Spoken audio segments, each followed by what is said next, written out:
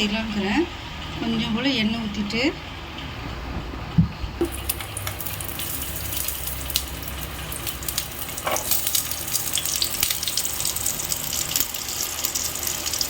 பூண்டு, இஞ்சி, காரத்துக்கு ஏற்றது காஞ்ச மிளகா, பச்சை மிளகா,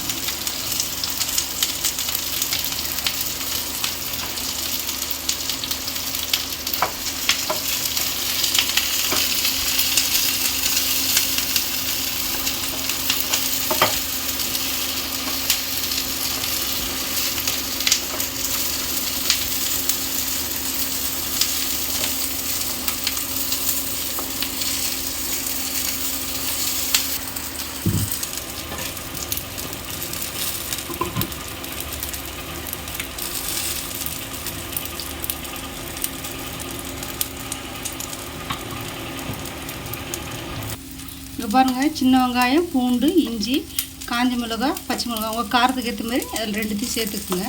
இது நல்லா வதங்கிச்சு. கொஞ்சம் போல் ஆறட்டும்.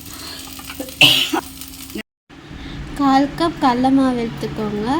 அதுக்கப்புறமா தேங்காவை திருவி வச்சுக்கோங்க. இப்போது 1 ஸ்பூன் சோம்பும் 1 ஸ்பூன் சீரகமும் போட்டுக்கோங்க மிக்சியில்.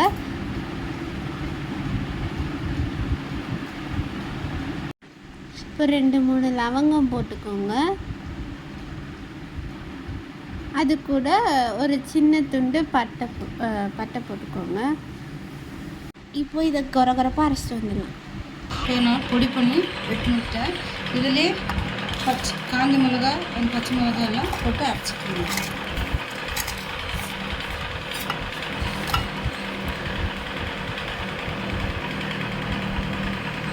இதை அரைச்சிடலாம்.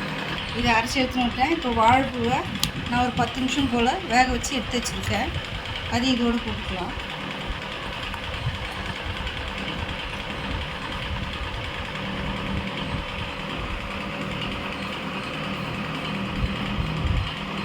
இதுக்கு தேவையான உப்பு போட்டிருக்கோம், அதனால் பார்த்து போட்டுக்கோங்க. இப்போது அதில் 1/4 மூடி தேங்காய் பொடி பண்ணதை அதில் போட்டு அரைச்சிக்கலாம். ஒன்றுங்களா கொஞ்சம் தண்ணி ஊற்றி அரைச்சிக்கோங்க. அரைச்சி எடுத்துட்டேன்.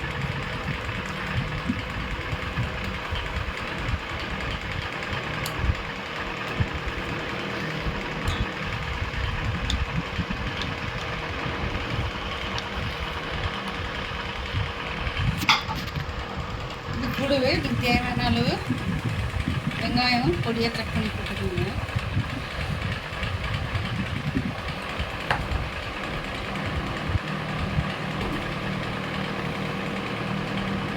இது கூட கொத்தமல்லி, கறிவேப்பிலை கொஞ்சம்.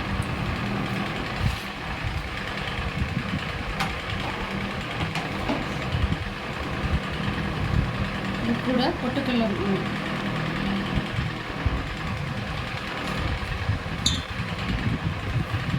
இலக்க அரைச்சின்னா இன்னும் கொஞ்சம் பொட்டுக்கடலை மாவு போட்டு.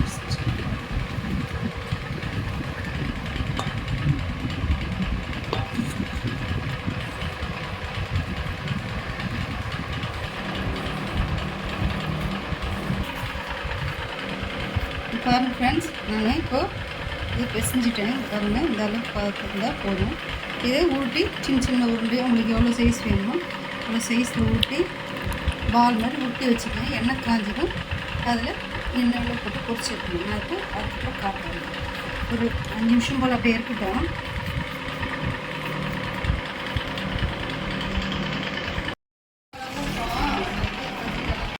பிசைஞ்சு வச்சுல வாழைப்பூ மாவு ரெடி ஆயிடுச்சு.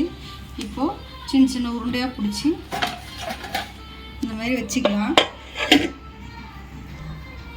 வச்சுருக்கேன்.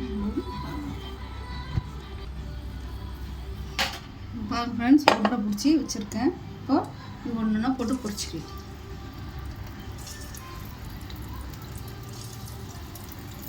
கொஞ்ச நேரம் திருப்பாதீங்க, இருக்கட்டும்.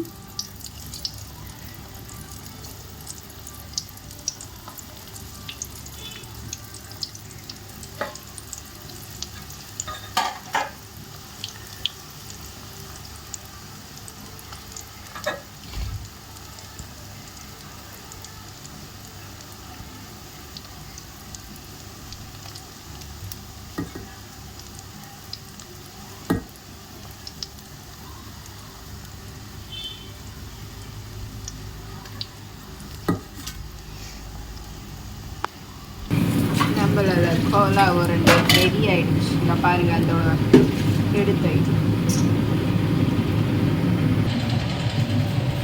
நம்மளோட கோலா உருண்டை ரெடி ஆயிடுச்சு. வாழைத்தண்டு கோலா உருண்டை.